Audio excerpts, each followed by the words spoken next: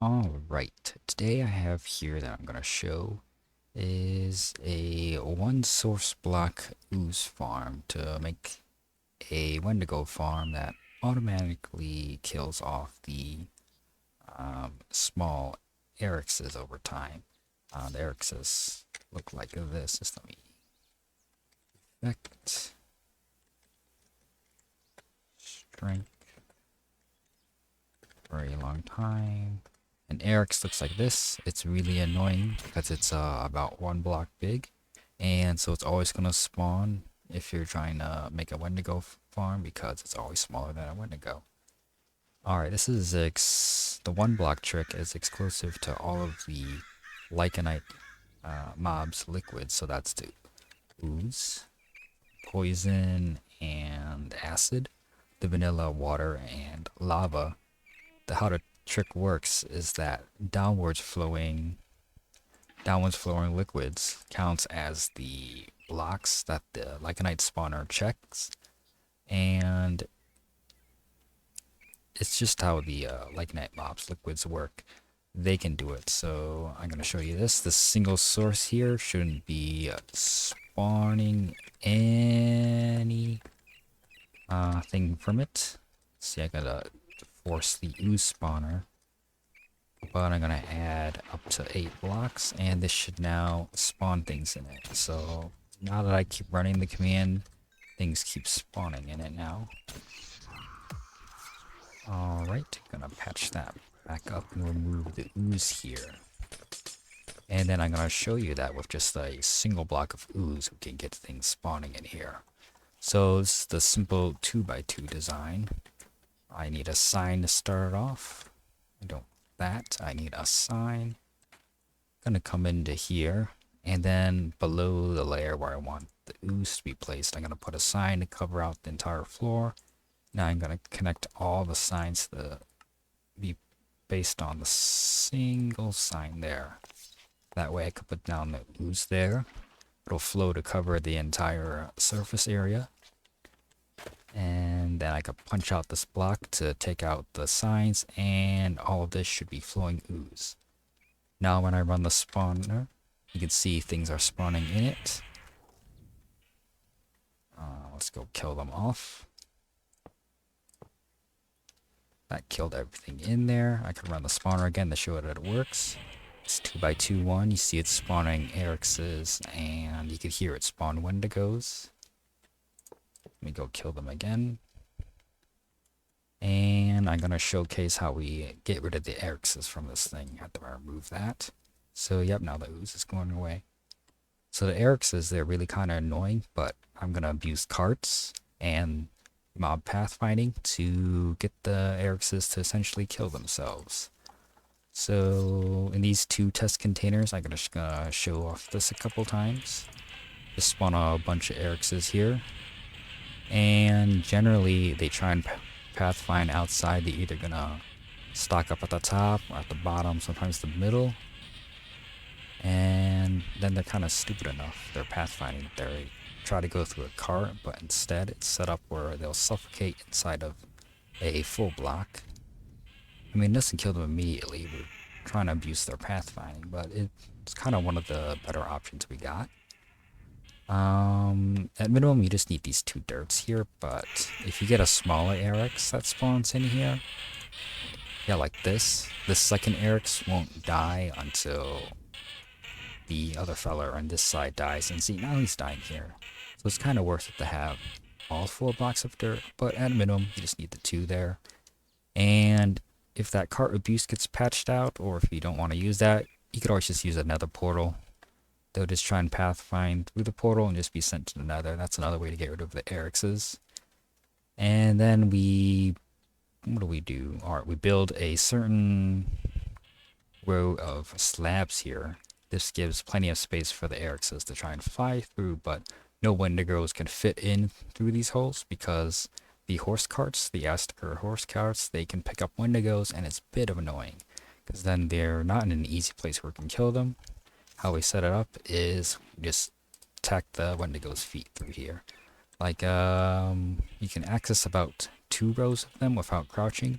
If you crouch, you run the risk of an Arix at the bottom from seeing you and trying to shoot you. If you don't want that to happen, you just stay standing up and you just slice at their feet. And then you have the other side to get to the other side at them. Then trapdoors are here to collect the drops. If you can't from through the bottom, like you just walk underneath. Then you just hold shift, and if you need to, you jump, and then you'll pick up the drops there.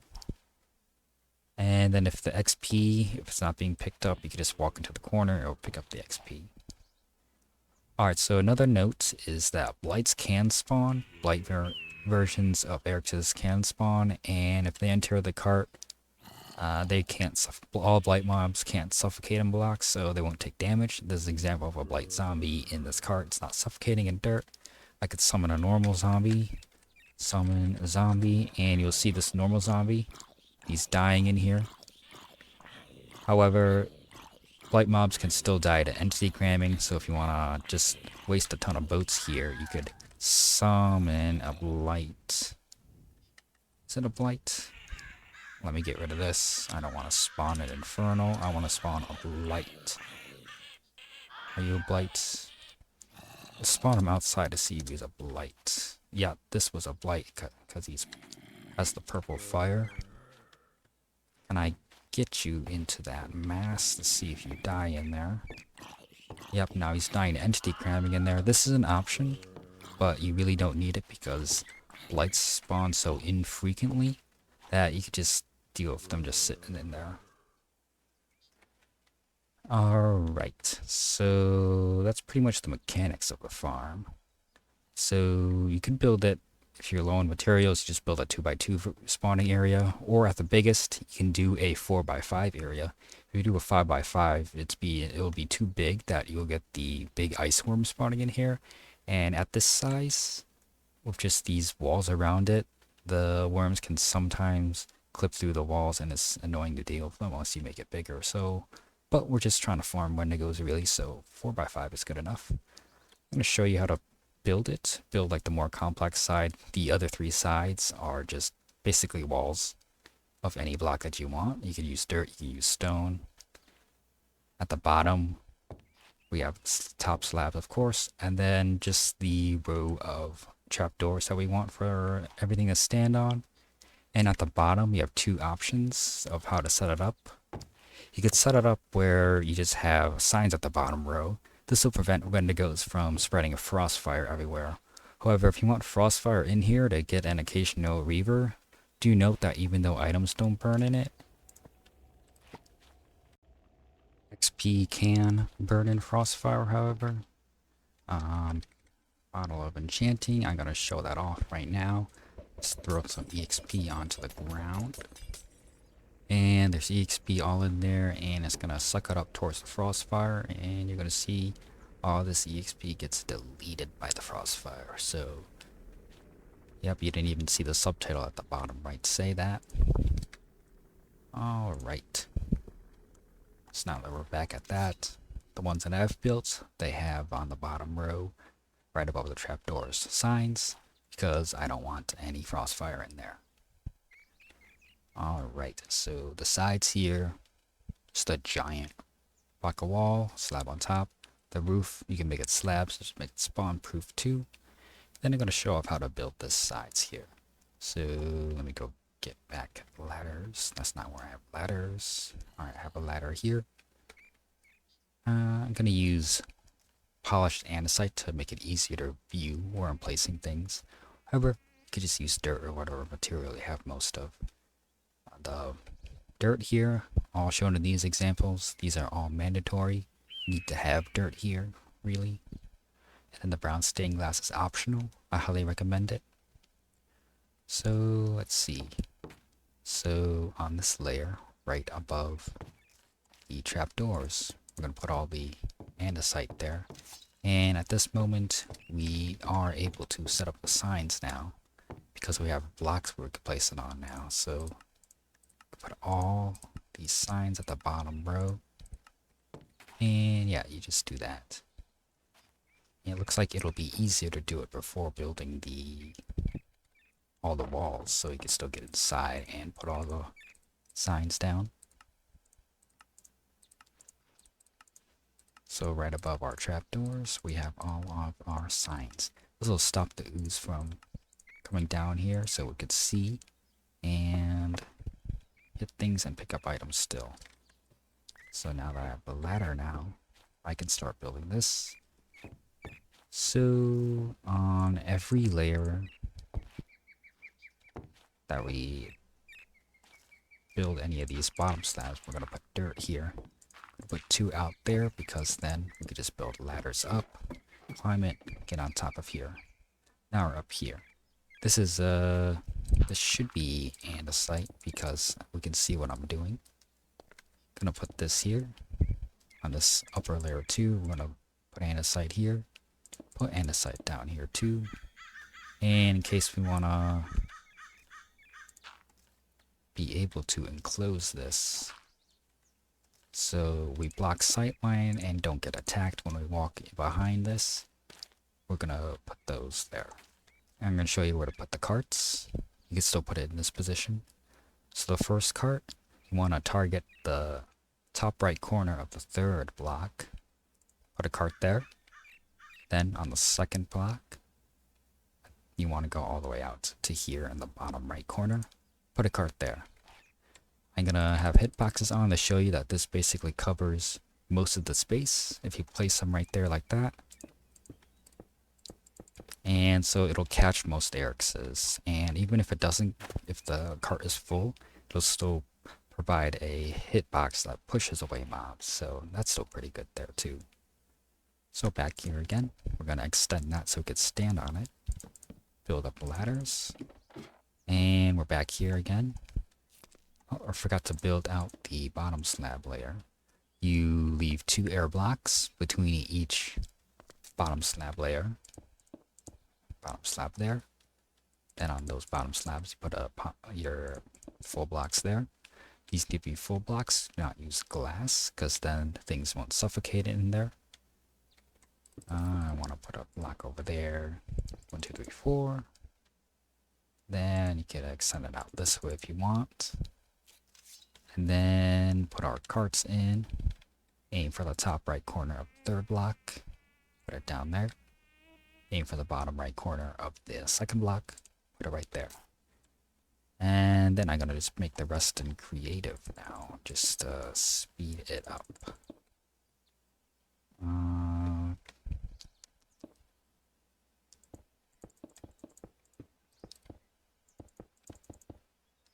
I just completely forgot about this layer.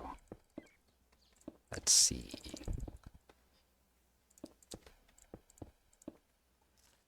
Just fill up as many layers as you want.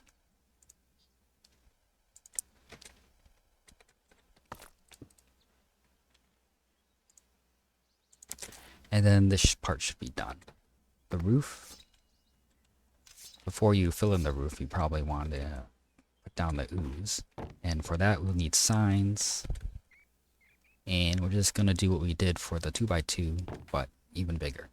So put a sign on the 1 block we want to break later. And then put every other sign being supported by it. Is this far enough? Yeah, that's far enough. I can't place on another. Put more signs down through this.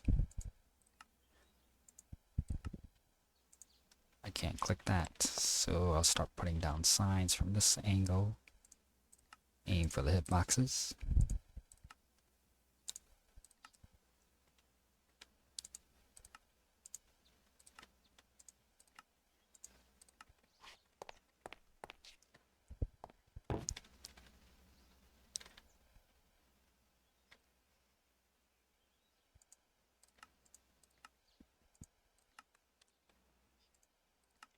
Then now that it's full of signs, we could fill in the rest of the roof.